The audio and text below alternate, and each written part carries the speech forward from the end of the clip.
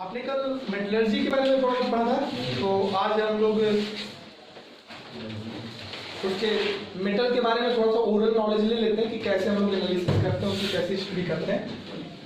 देखो हम लोग के क्लास 10th में जब हम पढ़ते हैं तो सिर्फ कापर तांबे का मेटलर्जी कराई जाती है, तांबा कैसे निकाला जाता है वो आप तांबे के बारे में पढ़ते हो। लेकिन यहाँ पे जो हम लोग पढ़ते हैं, यहाँ पे हमारे पास 3-4 मेटल को लेके पढ़ते हैं। उसमें जो सबसे पहला मेटल है वो है एल्यूमिनियम। क्या है? फार्मूला तो जानते होगे।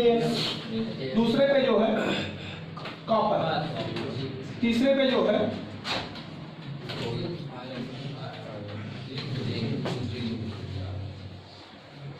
चौथे पे जो है, इसके बाद भी अगर कॉम्पिटिटिव लेवल में आते हो तो 2 और बढ़ जाते हैं, सिल्वर और पारा, तो 6 को वहाँ पढ़ना होता है। लेकिन अभी हम लोग को ज़्यादा इंपॉर्टेंट जो होता है वो कॉपर और एल्युमिनियम ही होता है। हम लोग जिंक को भी पढ़ते हैं और आयरन को भी पढ़ते हैं। अच्छा मान लीजिए हम धातुओं को निकालने जा रहे हैं, किसको निकालने जा रहे हैं? आपने पढ़ा ना, धातुओं को निकालने वाली पूरी क्रियाओं को क्या नाम दिया गया है? धातक्रम। धातक्रम में बताया क्या होगा कि किसी भी ऐसे धातु को निकालने में जितनी भी प्रक्रियाएं करनी होती है उसे हम क्या कहते हैं? धातक्रम कहते हैं। और स्पेशली उसमें कितने स्टेप आ रहे हैं? 6। पीसना पड़ रहा है, साधारण करना पड़ रहा है, विस्थापन करना पड़ रहा है, भर्जन, शोधन के भी कई मेथड है। आपने देखा वहाँ पे विद्युत अपघटनी विधि है, द्रवण विधि है, प्रभाजी आश्रम विधि है, वर्ण लेखनी मेथड है जिसको क्रोमेटोग्राफी कहते हैं, जोन रिफाइनिंग है। यहाँ पे आप सांद्रण में देखोगे 3 मेथड है, जिसमें आपने देखा पहला बुद्धि पृथक्करण विधि, पेन पलवण विधि और चुंबकीय पृथक्करण विधि। वहाँ पे कई भट्टियों को यूज किया जा रहा है जिसमें निस्तापन और भर्जन के लिए लगभग 400 से 600 डिग्री सेल्सियस की तापमान होती है। तो वहाँ पे हम प्रावर्तनीय भट्टी जिसको रिवोल्टरी फर्नेस कहते हैं वो यूज करते हैं, जबकि वहीं पे हमारा प्रगलन के लिए हाई टेम्परेचर की रिक्वायरमेंट होती है, वहाँ में गलाना रहता है मेटल को, तो वहाँ पे बड़ी भट्टी मतलब वात्या भट्टी का यूज करते हैं जिसको ब्लेस्ट फर्नेस कहते हैं। वहाँ का टेम्परेचर लगभग 200 से लेकर 16 से 1800 डिग्री सेल्सियस तक टेम्परेचर बना रहता है। आज हम लोग को ओरल जानना है, स्टेप वाइज जानना है कैसे हम धातुओं को निकाल ले जाते हैं, क्योंकि किसी भी धातु का शोधन आ गया, जैसे बोल दिया कि एल्युमिनियम की धातुकर्म के बारे में व्याख्या कीजिए, एल्युमिनियम का शोधन कराइए, या एल्युमिनियम के अयस्कों का नाम लिखते हुए इसमें से एल्युमिनियम को निष्कासित कीजिए, निकालिए। तो एक्सट्रैक्शन ऑफ द मेटल, निष्कासन, उसको निकालने के प्रोसेस में कुछ केमिकल रिएक्शंस भी होते हैं, उनको भी बीच बीच में हमें बताना रहता है। हम स्टेप से स्टार्ट कर रहे हैं। जब भी कोई मेटल का हमें मेटलर्जी लिखना होता है तो हम सबसे पहले उसका क्या नाम लिखेंगे? वैसे अयस्क तो बहुत होते हैं, लेकिन हमें लिखना क्या पड़ेगा? क्योंकि आपको पता होगा जमीन से खोद के निकालने वाली पूरी की पूरी पदार्थ खनिज कहलाती है। उसमें खनिजों में जो बेहतर खनिज होते हैं, जिसमें से ज्यादा मात्रा में आसानी से और कम खर्चे में धातु को निकाला जा सके, उसे हम अयस्क कहते हैं। और ऐसे अयस्कों में कुछ प्रमुख अयस्क हैं जो हमें बहुत बेहतरीन होते हैं, बहुत अच्छी क्वालिटी के होते हैं। तो हम लोग 1 या 2 अयस्कों का नाम लिखते हैं। यहाँ भी क्या लिखेंगे? प्रमुख अयस्क। कोई भी मेटल का पढ़ रहे हो तो इसमें भी क्या लिखोगे? अब क्या चारों एक बार पूछ लेगा? नहीं, कोई एक पूछ सकता है, कोई एक मेटल के बारे में पूछ सकता है। तो हम बताएंगे कोई भी धातु का निष्कर्षण करने से पहले हमें यही बताना पड़ेगा कि हम उसको कहाँ से निकाल रहे हैं, किस ओर से निकाल रहे हैं, उसका मेनली सोर्स क्या है। अब जैसे एल्युमिनियम को ले लो तो इसमें कई लोग हैं, बॉक्साइट है, डायस्पोर है, कोरंडम है, क्रायोलाइट है, ऐसे बहुत से अयस्क हैं। लेकिन उसमें बॉक्साइट जो है और डायस्पोर जो है, ये दोनों क्या है? प्रमुख। कौन कौन? बॉक्साइट, डायस्पोर, कोरंडम, क्रायोलाइट, बहुत है। लेकिन इसमें मेन कौन होगा? एल्युमिनियम का निष्कर्षण बॉक्साइट से ही कराया जाता है, ज्यादा देखा जाता है। और आपको ये भी पता होना चाहिए कि पृथ्वी के नीचे सबसे ज्यादा मात्रा में पाया जाने वाला धातु भी क्या है? सबसे ज्यादा पान मिलने के बावजूद फिर भी ये आयरन से महंगा होता है। क्यों? क्योंकि उसकी मेटलर्जी महंगी है। उसको जब निकाला जा रहा होगा तो उसके प्रोसेस महंगा पड़ रहा है, इसलिए महंगा रहा है। ये पृथ्वी के अंदर सबसे ज्यादा मिलता है, फिर भी इसका रेट महंगा आता है क्योंकि इसकी मेटलर्जी महंगी होती है। आयरन उससे कम अमाउंट में हमें मिलता है, लेकिन इसकी मेटलर्जी आसान होती है, कम खर्चे में हो जाती है, इसलिए सस्ता मिलता है। तो आपको पता होना चाहिए कि कौन चीज ज्यादा है, इसमें मतलब नहीं है, उसकी मेटलर्जी पे उसका रेट डिपेंड करता है। अच्छा हम मान लीजिए कापर का कर रहे हैं, तो कापर में आपको पता होगा कापर पायराइट,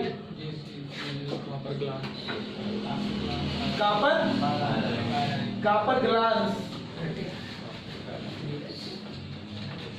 क्यूपराइट, एजुराइट, ये सब भी इसके क्या होते हैं, मैलेकाइट, कापर के एसिड होते हैं। ऐसे 3-4 आपको मिलेंगे, हम आपको नोट्स भेजेंगे, उसमें 5-5 लिखा रहेगा। अभी हम नॉर्मली पढ़ रहे हैं। जिंक के लिए सबसे स्पेशली जिंकाइट, जिंक और एक जिंक ब्लेंड।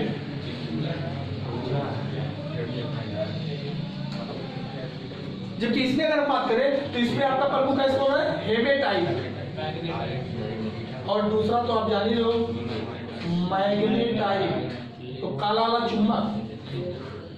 अच्छा 2-2 ही लिखते हैं, बाकी हम आपके नोट्स में भेजेंगे तो आप वहां देख लेना।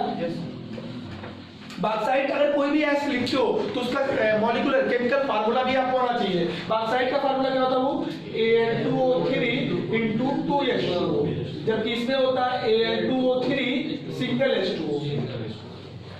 दोनों के फार्मूले में थोड़ा सा जल अणुओं की संख्या में अंतर है, दोनों से ही एल्युमिनियम निकाला जाता है। कापर पायराइट का फार्मूला क्या होता है, CuFeS2, जबकि इसका होता है Cu2S, कापर ग्लास। अगर हम जिंकाइट की बात करें तो ZnO, और जबकि हम जिंक ब्लेंड की बात करें तो ZnS। कैलामाइन भी इसी का होता है, कैलामाइन उसी का है, इसका आगे चल के जान पाओगे। हेमेटाइट का क्या है, Fe2O3, जबकि इसका है, ये तो याद हो गया होगा, Fe3O4 नेचुरल मैग्नेट का एग्जांपल है ना। मतलब आप किस धातु का डिस्कशन कर रहे हो उसके पहले एस्को पे जाओगे। तो आप मान लीजिए कापर का डिस्कशन लिख रहे हो तो हेडिंग क्या डालोगे, कापर का डिस्कशन, हेडिंग होगा कापर का डिस्कशन। अगर हम कापर को निकालने जा रहे हैं और कापर को निकालने जा रहे हैं तो हेडिंग डालेंगे कापर का डिस्कशन। अगर जिंक को निकालने जा रहे हैं तो जिंक का डिस्कशन, और उसके नीचे जस्ट हम लिखेंगे कापर के प्रमुख है या आयरन के प्रमुख है या जिंक के प्रमुख है, जो निकालने जा रहे हैं उसको आपको लिखना पड़ेगा। हमने 2 आपको दिखा दिया है। 2 के बाद अब स्टेप आपको याद आ रहा होगा कि धातु मतलब धातु को निष्कासित करने में हमें सबसे पहला स्टेप कहाँ गुजरना होता है, तो सबका पहला आईडी क्या होगा, पीसना ही होगा, सबको पीसा जाएगा जितना भी स्टेप होगा। अच्छा पीसने में आपको क्या लिखना है आपको पता है ना, कर्सिंग में क्या लिखना है आपको जानते हो। हम यही बताते हैं कि खुदाई से प्राप्त है, बड़े बड़े टुकड़ों में होते हैं जिन्हें पीस कर बारीक कर दिया जाता है, इतना ही लिखना होता है। और ये पीस के जब बारीक हो गया तो अब इसका नाम हो जाएगा पिसा हुआ है। अब जो आगे काम होगा वो पिसे हुए इसका होगा। फिर हम लोग क्या कराएंगे, क्या कराएंगे, हम लिख नहीं रहे बाबू, आपको स्टेप बता रहे हैं। अब इसमें क्या लिखा जाता है हमने कल वाले क्लास में पूरा बताया है कि इसका क्या होता है। दूसरे स्टेप में हम हेडिंग डालते हैं सांद्रण। अच्छा सांद्रण जब कराएंगे तो सब में कराना पड़ेगा कि नहीं, कराना पड़ेगा। अच्छा जब सांद्रण हम करा रहे हैं तो हमें एक बात ध्यान देनी होती है कि सांद्रण कई मेथड से होता है, गुरुत्वीय पृथक्करण विधि, फेन पलवन विधि, चुंबकीय पृथक्करण विधि। अच्छा इसमें आपको देखो ऑक्साइड है इसके कि नहीं, जब ऑक्साइड और कार्बोनेट वाले हो तो गुरुत्वीय पृथक्करण विधि। वैसे जान लेना कि चुंबकीय पृथक्करण विधि बहुत रफली मेथड है, इसका यूज नहीं किया जाता। ज्यादातर काम क्या जाता है, पहला गुरुत्वीय पृथक्करण विधि और दूसरा फेन पलवन विधि। दोनों में बेसिक डिफरेंस बताया गया, जहां पे अयस्क वजन होते हैं और अशुद्धियां हल्की होती हैं उसे गुरुत्वीय पृथक्करण विधि, और जहां पे अशुद्धियां वजन होती है, अशुद्धियां वेटेड होती है और आपका अयस्क हल्का होता है उसे फेन पलवन विधि। और वैसे स्पेशली देखा गया होगा कि ऑक्साइड और कार्बोनेट वाले हैं, ऑक्साइड और कार्बोनेट वाले जहां OO आए जहां CO3 आए, ऐसे वाले गुरुत्वीय वाले हैं। और ये नीचे बताया होगा जब सल्फाइड अयस्क आए तो उसका किससे कराएंगे, फेन पलवन। स्पेशली माइंड में रखना सल्फाइड अयस्कों का सांद्रण फेन पलवन से होता है, तो इसका किससे होगा, वो ऑक्साइड है तो ऑक्साइड वाले या कार्बोनेट वाले गुरुत्वीय में, और सल्फाइड वाले फेन पलवन में। तो ये किसमें जाएगा, गुरुत्वीय पृथक्करण विधि द्वारा। अब इतना कैसे छोड़ दोगे, लिखते रहो, फिगर बनाते रहो। या कुछ लोग पढ़े हैं तुमको पता है कितना बड़ा जाएगा लिखने लोगों तो। इसमें एक आदत तल लिया जाता है, पानी गिराया जाता है, पिसे हुए ऐसे गिराया जाता है, शुद्धियां बह जाती है वगैरह वगैरह, बहुत बड़े मैटर। जितना लिख पाओ बस हिंट क्या होता है हम यही बताएंगे कि पिसे हुए ऐसे में शुद्धियां उपस्थित होती है जिन्हें दूर करने के लिए गुरुत्वीय पृथक्करण द्वारा सांद्रण कराते हैं। इससे एक आनंद तल पे जलधारा में किसी भी ऐश को धीरे धीरे गिराया जाता है, जिससे अशुद्धियां बह जाती है और हमारे ऐश के कण रुक जाते हैं, इकट्ठा मिल जाते हैं, जिससे आपका ऐश साफ हो जाता है। इससे निकलने वाले गंदगी का भी स्पेशली नाम है गैंग आधार के। इसका किससे, अगर जिंक ब्लेंड है तब तो कराओगे फेक पलवल से क्योंकि सल्फाइड है, लेकिन अगर जिंकाइट है तो बताएंगे।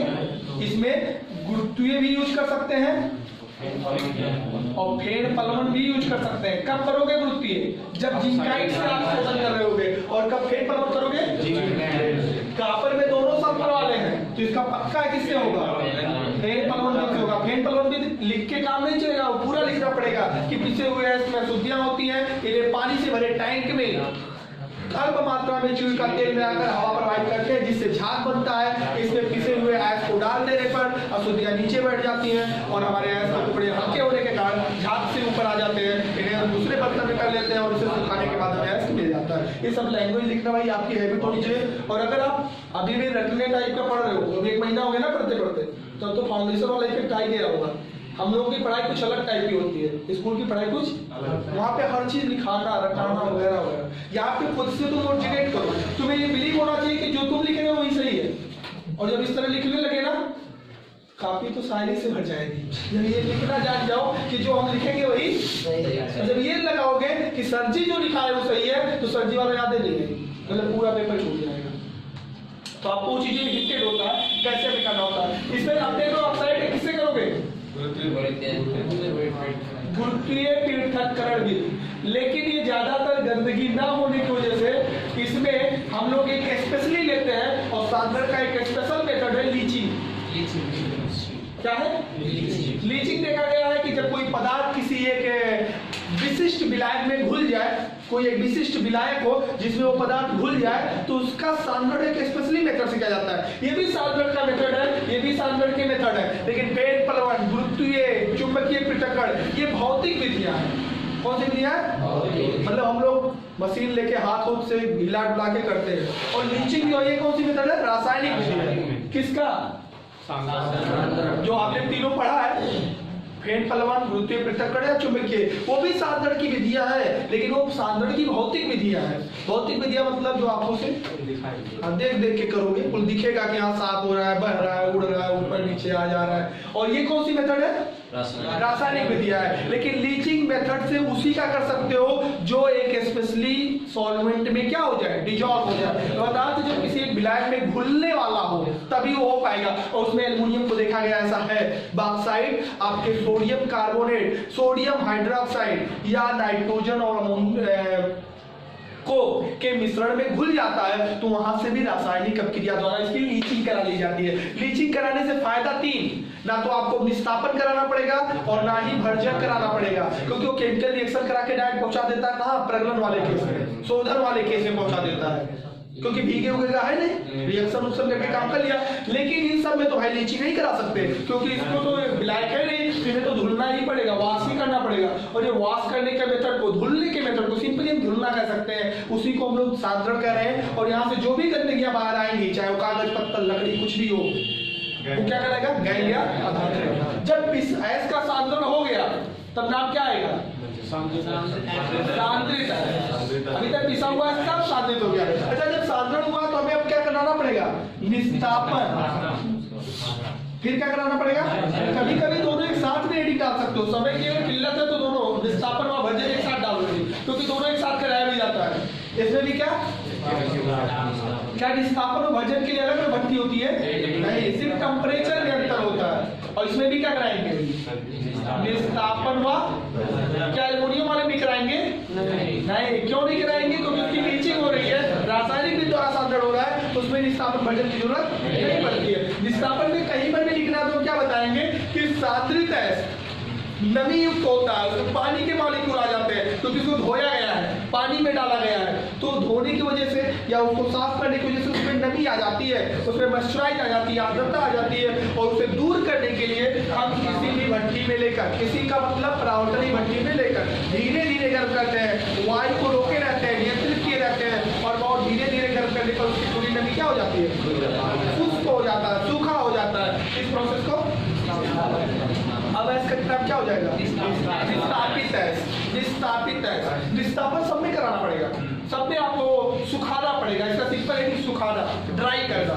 तो ड्राई करने के लिए आपको गरमाना पड़ेगा ना, गरमाओगे तेज गरमा दोगे, धीरे धीरे गर्म करो और धीरे धीरे वो क्या हो जाएगा, सूख जाएगा। फिर जब सूख जाता है तब तक कोई रिएक्शन नहीं होता, यहाँ भी कोई गंदगी नहीं निकलने वाला, कुछ वेस्ट गैस निकलते हैं, अपशिष्ट गैसें निकलती है, बाकी कोई और अपद्रव्य पदार्थ बाहर नहीं आता है। फिर हम उसका क्या कराने शुरू करते हैं, भर्जन में रिएक्शन होते हैं। भर्जन का मतलब शुद्ध हिंदी में भूजना होता है, लेकिन भूजने का मतलब अपने ऑक्साइडों में बदल जाना। अब जिसको लोग भर्जन बोलना शुरू हो जाएगा, जैसे कॉपर पायराइड का तुम भर्जन करा रहे हो, कॉपर पायराइड CuFeS2, तो इसका ऑक्सीजन से रिएक्शन होकर सब अपने ऑक्साइड में जाएंगे, कॉपर अपने ऑक्साइड में पहुंच जाएगा, आयरन अपने ऑक्साइड में पहुंच जाएगा और सल्फर सभी लोग अपने ऑक्साइड में जाएंगे। अगर कॉपर पायराइड से करा रहे हो Cu2S, तो ऑक्सीजन से रिएक्शन होगी, प्लस कर दो और कॉपर अपने ऑक्साइड में पहुंचेगा और सल्फर। मतलब भर्जन का मतलब होता है तेज ताप पे गर्म करना, हाई टेम्परेचर पे गर्म करना, और निस्तापन का मतलब होता है कम ताप पे गर्म करना। जब निस्तापन कराते हैं तो वायु को रोके रहते हैं, वायु की अनुपस्थिति होती है ताकि रिएक्शन ना हो। लेकिन जब भर्जन कराते हैं तो वायु देते हैं, उसे हवा देते हैं, और हवा देने की वजह से उसमें एक क्रिया होती है जिसको ऑक्सीकरण कहते हैं, और उसमें सभी तत्व अपने ऑक्साइडों में बदल जाते हैं। अच्छा, इसमें भर्जन होगा तो अगर ZnO है तो ऑलरेडी वो जिंक ऑक्साइड है, लेकिन अगर ZnS है तब ZnO बन जाएगा और SO2 बन जाएगा। मतलब ऑक्सीजन से रिएक्शन करके ये अपने ऑक्साइड में, ये अपने ऑक्साइड में। अगर इसमें आयरन वाला चल रहा है तो ये अपने ऑक्साइड में ऑलरेडी है, खाली सूख जाता है तो अपने ऑक्साइड में ऑलरेडी है, ये अपने ऑक्साइड में ऑलरेडी है, लेकिन ये तो चेंज होगा ना, इसमें ये दोनों चेंज होंगे, अपने अपने ऑक्साइड हो जाएंगे। इसी के साथ उसमें अगर कार्बन है तो वो भी कार्बन डाइऑक्साइड बन जाएगा, अगर उसमें आर्सेनिक है तो वो भी अपना आर्सेनिक का ऑक्साइड बना देगा।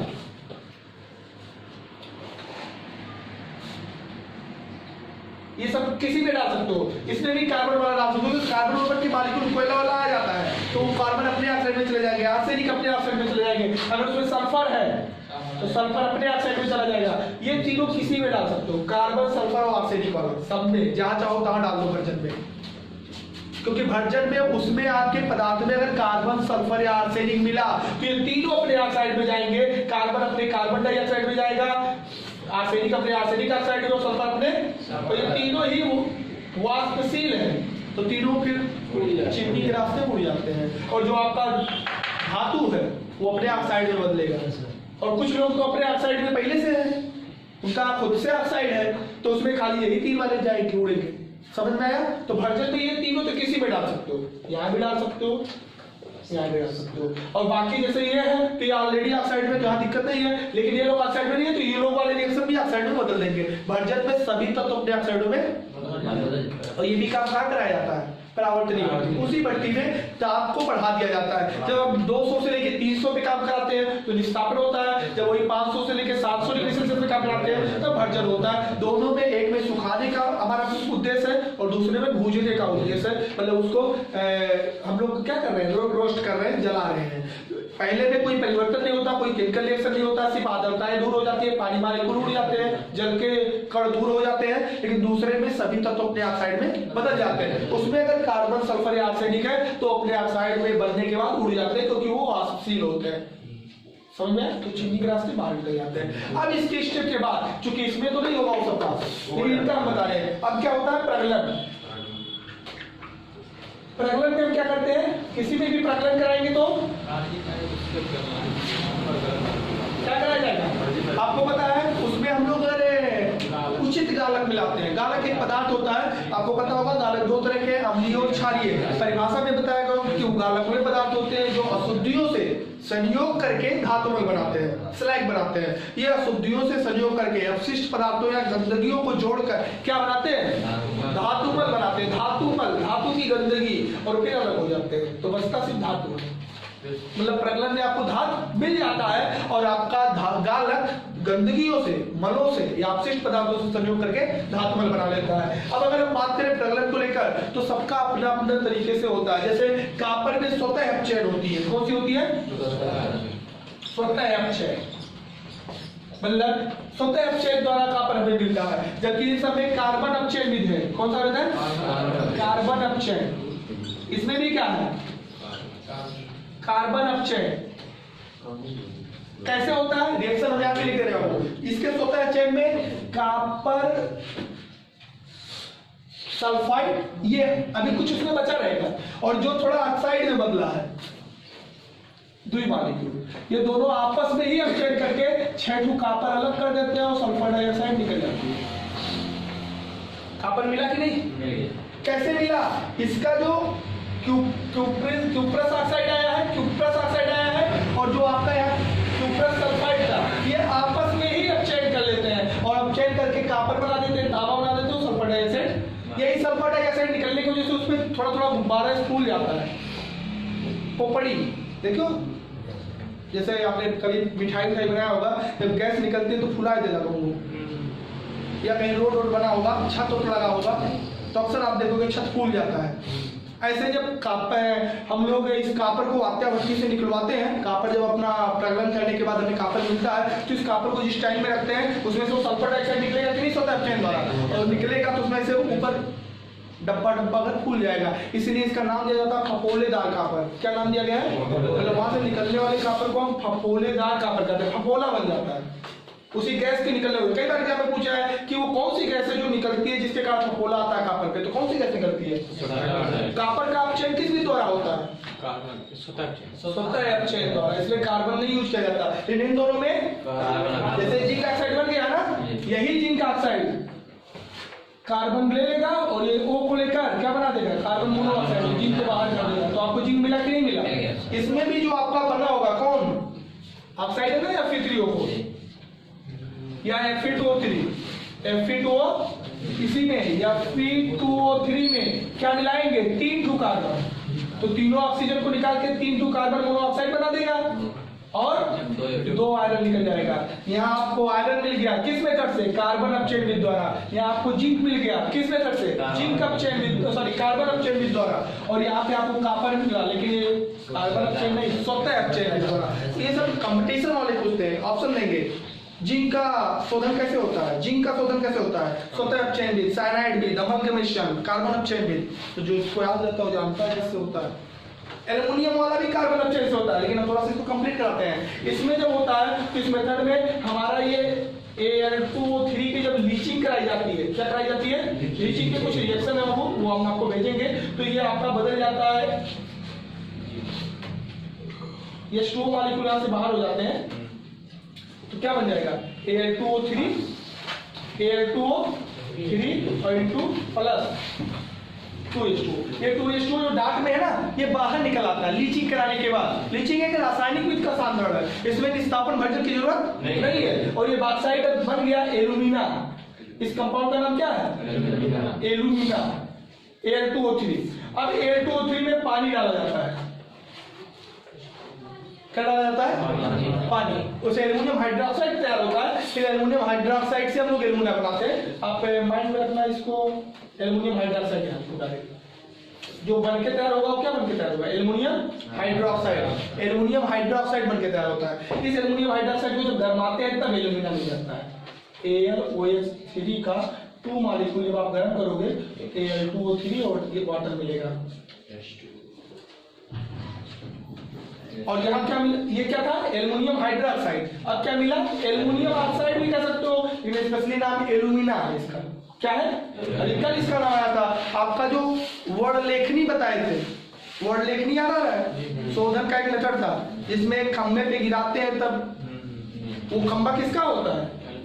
एल्युमिना का ही खंबा होता है। एल्युमिना के ही सिलेंडर पे हम लोग पदार्थ को गिराते हैं, तो उसमें अधिशोषण क्षमता अलग होने के कारण एक धीरे धीरे जाता है, एक तेज जाता है। वो खंबा याद रखना, वो सिलेंडर किसका होता है? एल्युमिना का होता है। इस एल्युमिना को भी हम लोग किस मेथड से कराते हैं? कार्बन अपचयन विधि। किस विधि? कार्बन अपचयन विधि द्वारा ही शोधन करते हैं। कार्बन अपचयन करने का मतलब क्या?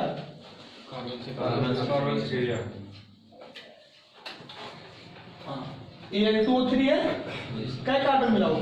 तीनों कार्बन, तीनों ऑक्सीजन निकाल के कार्बन मोनोऑक्साइड बना के उड़ जाएगा, बचेगा क्या? वो आपको एल्युमिनियम मिल गया। तो एल्युमिनियम का भी शोधन कार्बन अपचयन विधि द्वारा, कॉपर का भी शोधन स्वतः अपचयन विधि द्वारा, जिंक का विस्थापन में क्या लिखना है? भर्जन में ये तीनों कॉमन है। कार्बन को, सल्फर को, आर्सेनिक को किसी में उठा के डाल दो, और ऑक्साइड बनवाने में तो जानी लो भर्जन क्या करता है, वो ऑक्सीजन से रिएक्शन करके सभी तत्व अपने ऑक्साइडों में बदलते हैं। इसके प्रॉपर नोट्स आपको दिए जाएंगे, बाकी समझना सबसे इंपॉर्टेंट होगा, क्योंकि नोट्स बहुत बड़ी चीज नहीं होती। तो किताब में भी लिखा है, जाके देखोगे तो वहां भी मिलेगा। नेक्स्ट फैक्ट होता है कि अभी जब मिलता है तो यहाँ वाले मिलने वाले कॉपर को फफोलेदार कॉपर कहते हैं, उधर जो मिलता है उसको एल्युमिनियम जिंक के आयरन कहते हैं। बातें हैं कि ये भी 100% शुद्ध, इसमें 1-2% की गंदगी बची रहती है, उसे दूर करने के लिए हम लोग क्या कराना शुरू कर देते हैं, शोधन कराते हैं। और शोधन कराने का सबसे मेन मेथड आपको 5 बताया गया, उसमें मेन कौन है, विद्युत अपघटनी विधि। याद आ रहा होगा विद्युत अपघटनी विधि क्या है। विद्युत अपघटनी विधि द्वारा में हम एक टैंक में इलेक्ट्रोलाइट लेते हैं, विद्युत अपघट डाल लेते हैं, इसमें अशुद्ध धातु की छड़ को प्लस से जोड़कर एनोड बनाते हैं, जबकि शुद्ध धातु की छड़ को कैथोड बनाते हैं निगेटिव टर्मिनल से जोड़ के। और विद्युत अपघटन कराने पर आपसी कणों का अपचयन होता है, जिससे अशुद्ध धातु की छड़ें गलने लगती हैं और फिर जाके शुद्ध धातु इसमें जमने लगता है, शुद्ध धातु की छड़ पे, और आपका धीरे धीरे आपका उस पर जमना शुरू हो जाता है। और इस तरह हम अपने शुद्ध धातु को पा लेते हैं। इससे 99.99% आपको शुद्ध धातु मिलते हैं। यहाँ पे इसको निकालने के मेथड को, यहाँ इसको निकालने के मेथड को एक साइंटिस्ट है हॉल एंड हेराल्ड, उन्होंने अपना नाम लिखा दिया है। तो किस मेथड को बोलते हैं, हॉल व हेराल्ड। यही कार्बन अपचयन वाला मेथड को जो नाम दिए, क्योंकि वो वैज्ञानिक थे, उन्होंने एक सिस्टम बताया। और वो वैज्ञानिक कौन थे, यही है, दोनों कार्बन अपचयन हो रहा है, लेकिन इसमें कार्बन अपचयन का एक स्पेशली नाम है हॉल और हेराल्ड विधि। और जो इसमें सफाई होती है उसमें भी एक साइंटिस्ट है जिसका नाम क्या है, हुक। तो इसका शोधन किस विधि से होता है, क्या शोधन का तो हुक अलग विधि दिए हैं, नहीं, वो भी विद्युत अपघटनी विधि है, लेकिन उनका थोड़ा सा कहने का तरीका, सिस्टम बनाने का तरीका अलग है। वो राड नहीं बनवाए हैं, वो लेयर बनवाए हैं और लेयर बनवा के साफ कराए, जबकि उसमें भी काम विद्युत अपघटनी का ही हो रहा है। तो इनके प्रकलन मतलब धातु को निकालने में और शोधन में कोई स्पेशली नाम नहीं है, लेकिन इसके धातु में निकालने में कार्बन अपचयन ही यूज हो रहा है, लेकिन उसका स्पेशली नाम है हॉल और हेराल्ड विधि। और इसके सफाई में एक स्पेशली नाम है हुक विधि। इनके डायग्रामिक भी चीजें हम देंगे। और इसका जानने हो सांद्रण भी अलग हो रहा है, लीचिंग एक रासायनिक विधि से हो रहा है। तो आपको पता होगा कि एल्युमिनियम थोड़ा सा इन लोगों से अलग है, थोड़ा सा स्टेप्स उनके अलग है। और इस तरह आप लोग अपने धातु को पा लेते हो, मतलब हमें प्योर मेटल मिल जाता है। आयरन के लास्ट पॉइंट, आयरन जब आपको मिलता है तो उसमें गंदगी के हिसाब से जो आपको आयरन मिलेगा उसे हम कच्चा लोहा कहते हैं। जो यहाँ आयरन मिल रहा है उसे क्या बोलेंगे, कच्चा लोहा, पिग आयरन। लेकिन उसके बाद उसकी सफाई जब शुरू होती है तो सफाई कितनी सही हो रही है, शोधन कितना सही हो रहा है। अगर उसमें 6% की गंदगी बच रही है, 94% आयरन हो रहा है, तो ऐसे कंडीशन में वो कहलाएगा ढलवा लोहा। ढलवा लोहा का मतलब जिससे नल बना है, इसको गिराओगे टूट जाएगा। दूसरे नंबर पे अगर सफाई और बेहतर किया गया, शोधन और बेहतर किया गया और सिर्फ 3% की गंदगी बची, 97% से हो गया, तो नाम होगा टिटवा लोहा। जिससे आपके हसिया बनाए जाते हैं, छड़ बनाया जाता है, इंजन बनाया जाता है, जिसको मोड़ मार सकते हो, पीट मार सकते हो, लेकिन टूटेगा। लेकिन जब गंदगी और साफ हो जाती है, सिर्फ गंदगी 0.5 से लेकर 0.6% ही बचता है, तो उसका नाम इस्पात रखा गया है, स्टील रखा गया है। तो हमारे लोहे के 3 प्रकार हो जाते हैं, उनके गंदगियों के बेस पे सफाई जैसा कराओगे वैसा पैसा लगेगा, तो ऐसे कीमत भी लगेगी। क्लियर?